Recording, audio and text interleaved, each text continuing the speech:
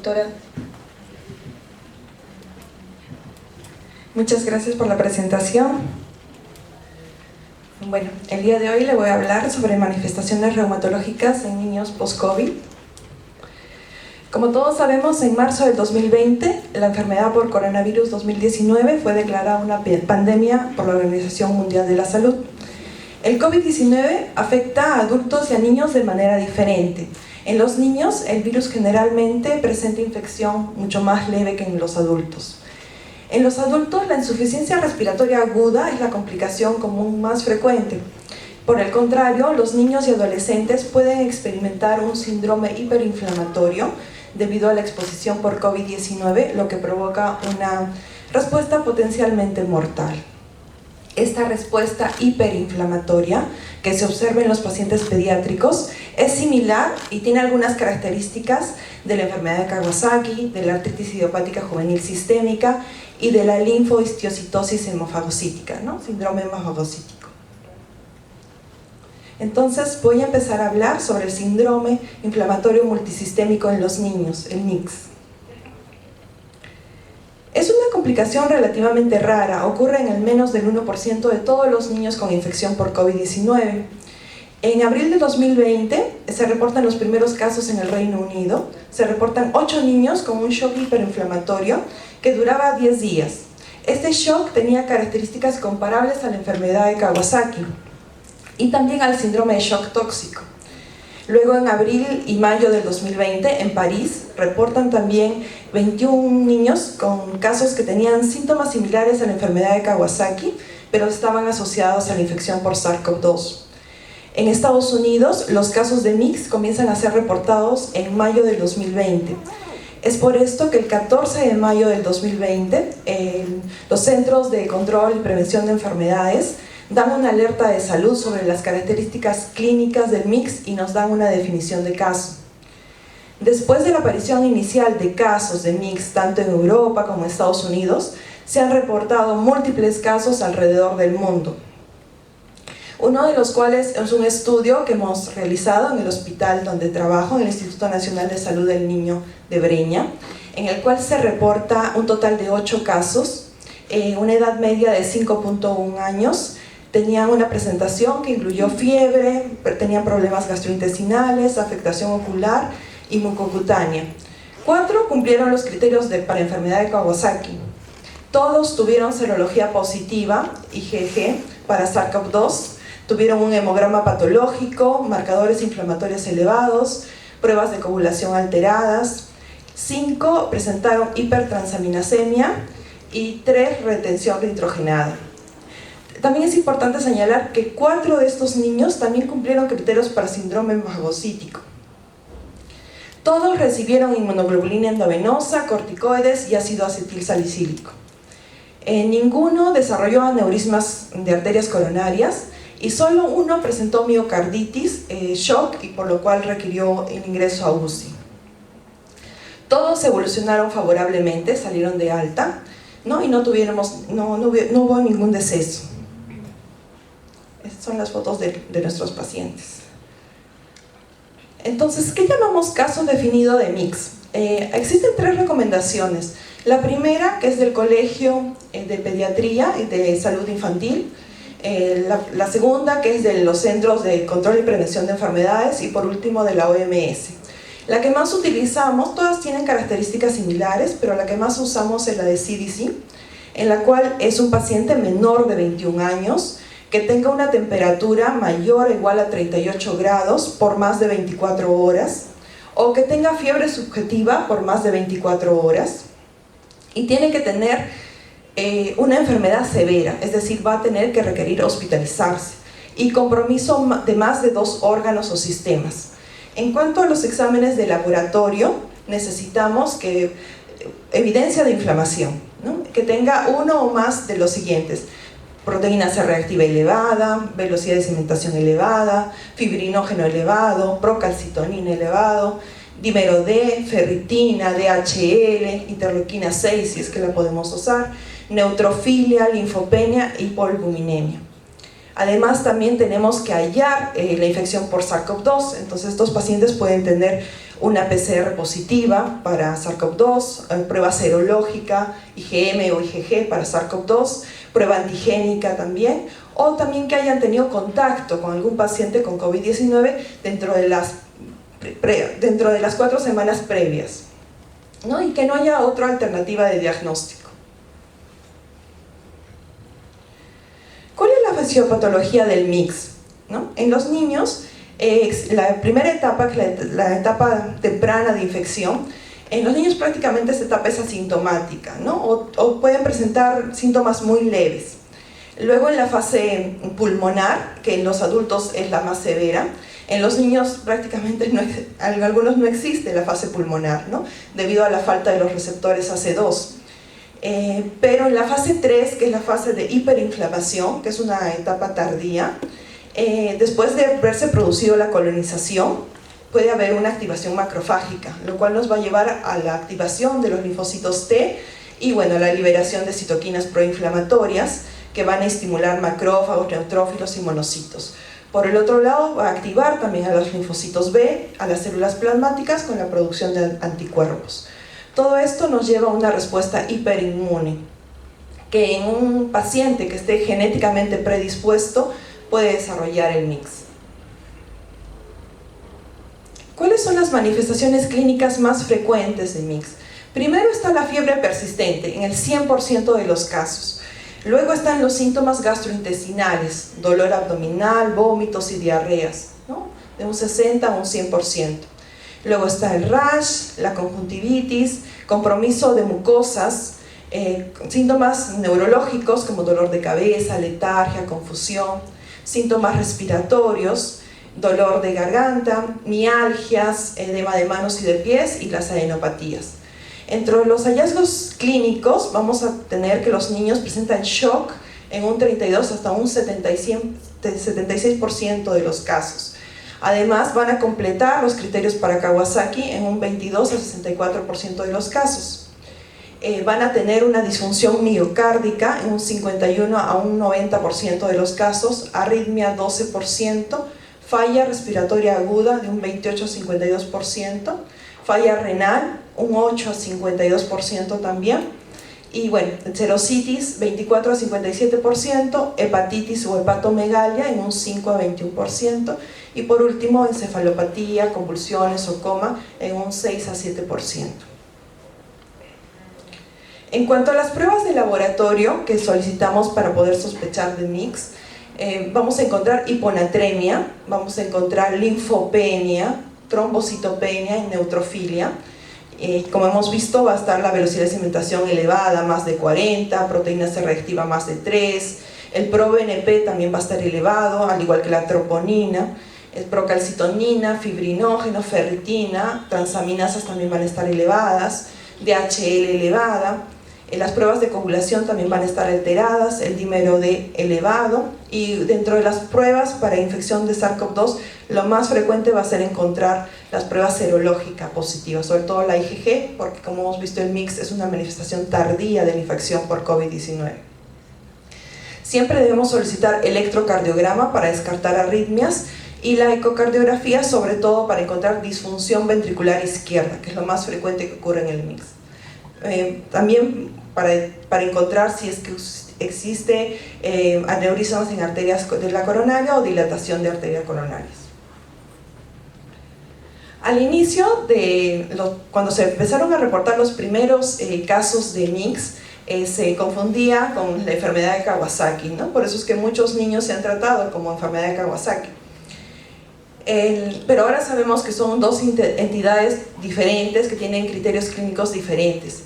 Entonces, pero comparten características clínicas similares.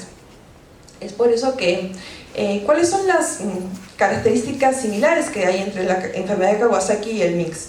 ¿No? Primero la fiebre, la conjuntivitis, el compromiso de mucosas, el rash, el edema de manos y de pies. Pero entre las principales diferencias entre Kawasaki y el mix, bueno, demográficas, sabemos que el Kawasaki tiene más descendencia del este asiático y en niños pequeños, menores de 5 años.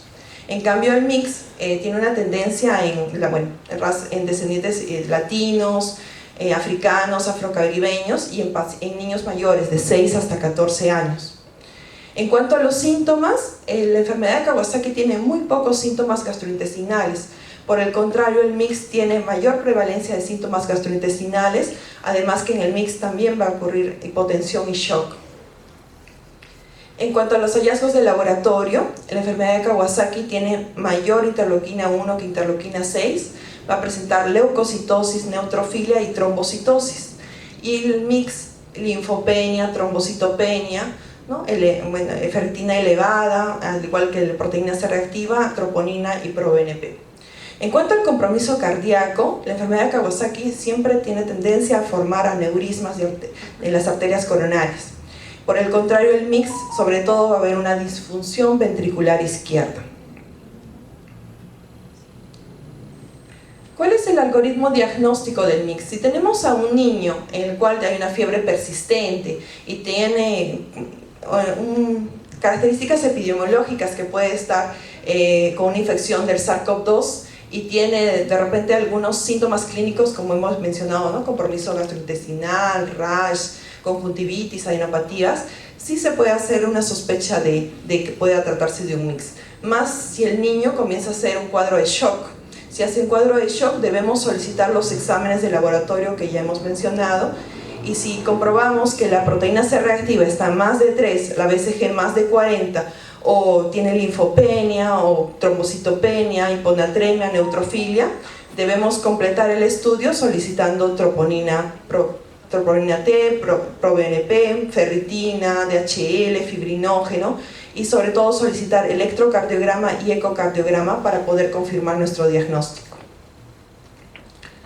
En cuanto al tratamiento, según el Colegio Americano de Reumatología, ya que todos estos niños van a estar hospitalizados, entonces debemos saber si el niño presenta un shock o una disfunción de algún órgano severa. Se empieza el tratamiento con inmunoglobulina y se da dosis bajas de metilprednisolona, 1 a 2 por kilo día. Y si el paciente tiene una enfermedad refractaria, es decir, persiste con fiebre o el cuadro de shock por más de 36 horas, se debe considerar dar pulsos de metilprednisolona o dosis altas de anakinra. Por el contrario, si el niño no presentara, ¿no?, en un cuadro de shock o no es una enfermedad severa, se puede dar inmunoglobulina, y si la enfermedad es refractaria, se añade metilprednisolona, ¿no?, de 1 a 2 miligramos por kilo día, o también anakinra. Otros tratamientos que se han utilizado para tratar mix, aparte de la inmunoglobulina, ha sido la aspirina. Como vimos en un inicio, se pensaba que era similar a la enfermedad de Kawasaki, por eso es que muchos niños han recibido aspirina. Aparte de los esteroides, ya hemos visto a dosis bajas y también como pulsos de metilprednisolona. En cuanto a los biológicos, aparte de la anakinra, también se usaba el tocilizumab y el infliximab. También se puede usar el remdesivir, sobre todo si el paciente está con una infección activa por COVID-19, que no lo tenemos en el país. Y la anticoagulación es importante, ¿no?, ya que se debe considerar en los pacientes que estén con una disfunción severa miocárdica, en pacientes que tengan aneurisma de arterias coronarias o en pacientes críticamente enfermos por el riesgo de trombosis.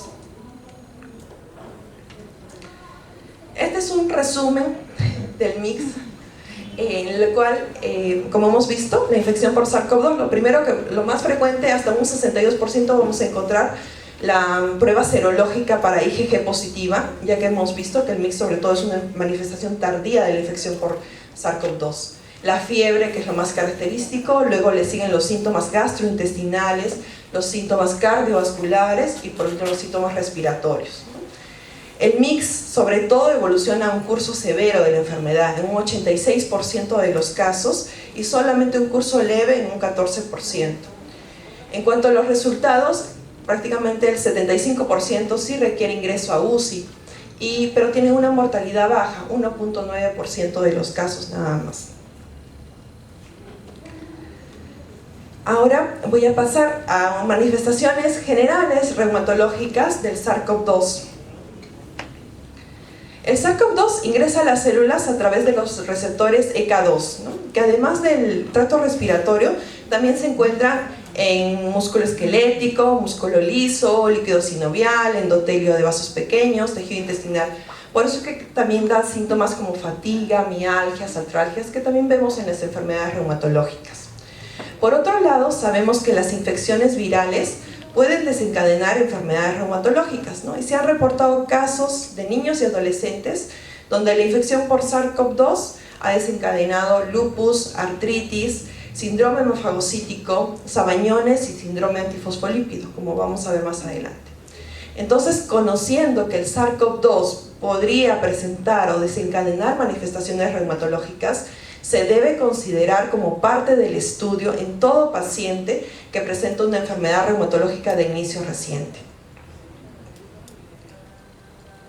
En cuanto a los autoanticuerpos y COVID-19, estos estudios se han realizado en adultos, pero los podemos extrapolar a niños, ya que también hemos visto que los niños presentan estos autoanticuerpos cuando están en una infección por SARS-CoV-2. En cuanto al anticuerpo antinuclear, en algunos estudios manifiestan que hasta un 50% los van a tener ANA positivo, ¿no? En otro estudio 34% y 25%, sobre todo patrón nucleolar o patrón moteado. En cuanto al perfil ENA, muchos pacientes con infección por COVID-19 presentan el anti-SCA-RO en un 25% o el anti-RNP en un 12.5%. En cuanto a los anticuerpos antifosfolípidos, también son muy frecuentes su positividad en pacientes que están con infección por COVID-19, sobre todo el anticoagulante lúpico, que en esta serie reportan un 12,7%, pero también he encontrado que hasta un 30 o 40% puede estar anticoagulante lúpico positivo. También las anticardiolipinas, IgM, la beta-2-glicoproteína también pueden estar positivos en pacientes con COVID sin tener ningún evento trombótico. Lo más interesante de este estudio fue la persistencia de los anticuerpos, la positividad de los anticuerpos antifosfolípidos a los 90 días y a los 180 días del dosaje, ¿no? Entonces, hasta ahora está en duda si es que estos pacientes más adelante van a desarrollar un síndrome antifosfolípido o se trata simplemente de una reacción inmunitaria al virus. Tenemos, inclusive en nuestro hospital, en la UCI, una paciente con infección por COVID-19 que ha desarrollado un SAF catastrófico, ¿no? También recordar que la infección por COVID-19 de por sí ya trae eventos trombóticos, por eso como el tratamiento estándar al inicio siempre se da enoxaparina, ¿no? En cuanto al COVID y la linfohistiocytosis hemofagocítica, ¿no? Los síndromes hemofagocíticos. Sabemos que el síndrome hemofagocítico es un trastorno inflamatorio sistémico agudo, rápidamente progresivo, caracterizado por citopenias, producción excesiva de citoquinas e hiperferritinemia. Estos niveles elevados de ferritina y citocinas provocan una respuesta hiperinflamatoria, similar a lo que se observa en el MIX, pero tiene otro tipo de criterios clínicos y laboratoriales, ¿no? El síndrome hemofagocítico presenta fiebre, esplenomegalia, sobre todo citopenias, por lo menos 2 series, sea anemia, trombocitopenia o neutropenia. También va a haber hipertrigliceridemia o hipofilininemia. Sobre todo vamos a encontrarlo cuando hay una ferritina elevada, ¿no? Valores más de 10.000 son muy sugerentes a síndrome hemofagocítico. Y sobre todo encontrar la evidencia de hemofagocitosis en la médula ósea.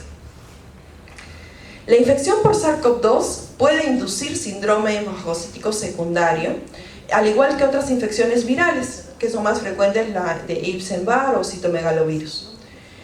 Verdón y colaboradores describen a un grupo de niños diagnosticados con MIX que el 50% también desarrolló síndrome hemofagocítico, ¿no? Similar al caso que les presenté en el Hospital del Niño, donde los pacientes, de los 8 casos que habían tenido MIX, el 50% también habían desarrollado un síndrome hemofagocítico. También hace meses presenté en el capítulo de reumatología pediátrica de la sociedad un caso de una niña con MIX que tuvo una coinfección con Mycoplasma pneumoniae y desarrolló un síndrome hemofagocítico, ¿no? En cuanto al COVID-19 y al lupus eritematoso sistémico, ¿no? Mantovani y colaboradores descubrieron el primer caso de una joven hispana de 18 años con COVID-19 que presentó lupus y síndrome antifosfolípido. La paciente estuvo hospitalizada por síntomas respiratorios por COVID-19 y en su evolución desarrolló linfopenia, anemia, proteinuria, hematuria, insuficiencia renal y bueno, se realizaron los exámenes y tuvo serología positiva para anticuerpos antinucleares, uno sobre 2560, un anti-DNA positivo, niveles bajos de complemento, lo que nos llevó a un diagnóstico de lupus y a un síndrome antifosfolípido, porque también presentó múltiples trombosis venosas profundas y la positividad de anticuerpos anticardiolipina y anticoagulante lúpico. El mecanismo de desarrollo de la enfermedad autoinmune después de COVID aún no está claro. Se dice que los pacientes gravemente enfermos por COVID tienen una mayor activación de las células B, lo que nos va a llevar a un aumento de anticuerpos, aumento de respuestas inmunitarias y por lo tanto enfermedades autoinmunes. Se dice también que el interferón también podría desempeñar un papel clave en el desarrollo de enfermedades autoinmunes, debido a que las respuestas de interferón tipo 1 parecen aumentar considerablemente en COVID-19. Y muchos pacientes de estas enfermedades autoinmunes como el lupus también tienen una mayor expresión de interferón alfa. En cuanto al COVID-19 y a las lesiones cutáneas, esto, bueno, por lo menos en la práctica diaria estoy viendo muy frecuentemente, por lo menos son 2 a 3 pacientes adolescentes a la semana, son las lesiones cutáneas tipo sabañones, ¿no? Obviamente puede ser también por el clima tan frío que estamos teniendo, pero las lesiones, los sabañones son unas lesiones vasooclusivas, eritematosas, ¿no? Purpúricas, edematosas, que se presentan en dedos de las manos y de los pies, ¿no? También se han documentado la relación entre estas lesiones y el virus, porque se han hecho biopsias de piel y han encontrado vasculitis linfocítica, y al realizar la inmunohistoquímica han encontrado el SARS-CoV-2 en las células endoteliales. Las temperaturas frías generalmente dan unos sabañones primarios, pero sabañones secundarios pueden estar secundarios a trastornos autoinmunes y también a infecciones virales. El 25% de estos pacientes son asintomáticos, pero más del 50% presentan dolor y prurito, es por eso que acuden a reumatología. Se han reportado criofibrinógenos positivos en el 62% de los pacientes de 0 a 20 años, por lo tanto podría sugerir que la criofibrinogenia podría desempeñar un papel en el desarrollo de estos sabañones por COVID-19. Se encuentra en estos pacientes PCR positiva o pruebas serológicas positivas, pero también contacto positivo, ya que los sabañones pueden ser una manifestación tardía también del COVID-19. Bueno, y en cuanto a la artritis, lo más frecuente hemos encontrado artritis postinfecciosas, ¿no? Es una artritis reactiva después de la infección por COVID-19. Sabemos que las artritis reactivas son más frecuentes en infecciones de transmisión sexual o gastrointestinales, pero también puede estar presentes en infecciones respiratorias, bacterianas o virales. También la hiperinflamación en pacientes inmunocompetentes por producción exagerada de citocinas inflamatorias podría estar asociada al desarrollo de artritis idiopática juvenil variedad sistémica, aunque además también comparten la respuesta terapéutica tanto en antagonistas de interleuquina 1, interleuquina 6, pero aún no se encuentra una relación directa entre COVID y el desarrollo de artritis idiopática juvenil sistémica. Esos son los reportes en cuanto a niños. Hemos encontrado mucho más casos de reportes de enfermedades reumatológicas secundarias a COVID-19 en adultos, ¿no? Donde se reportan vasculitis de pequeño, mediano y gran calibre, también sarcoidosis, esclerosis sistémica, miopatías inflamatorias, artritis reumatoide, espondiloartropatías, y también manifestaciones autoinmunes no solo reumatológicas, ¿no? Que se producen después de las 2 semanas de la infección por COVID-19, ¿no? Aquí tenemos al mix, que sobre todo es una manifestación tardía de la enfermedad, las artritis, como ya hemos mencionado, los sabañones pueden estar presentes al inicio de la enfermedad, pero también como una manifestación tardía de la enfermedad.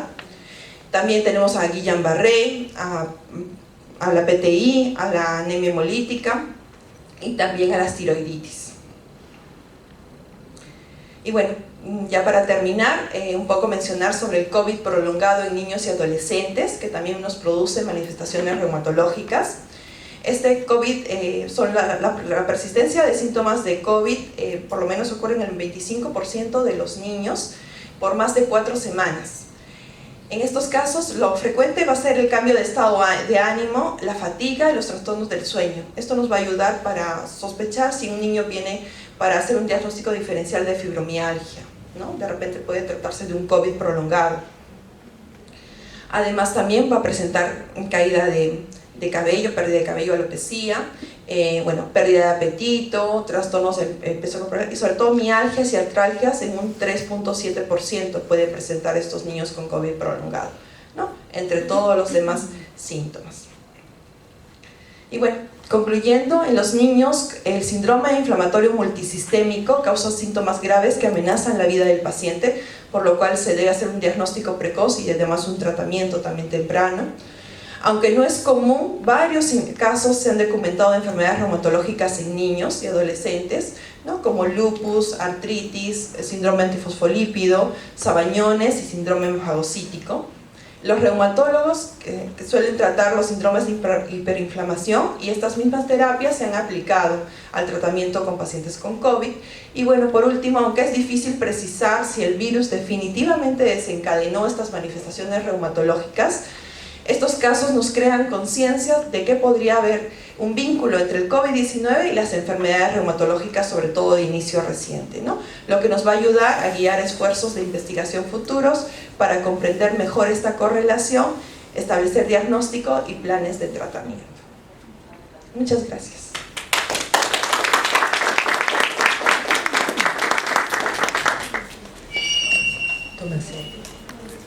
Muchas gracias.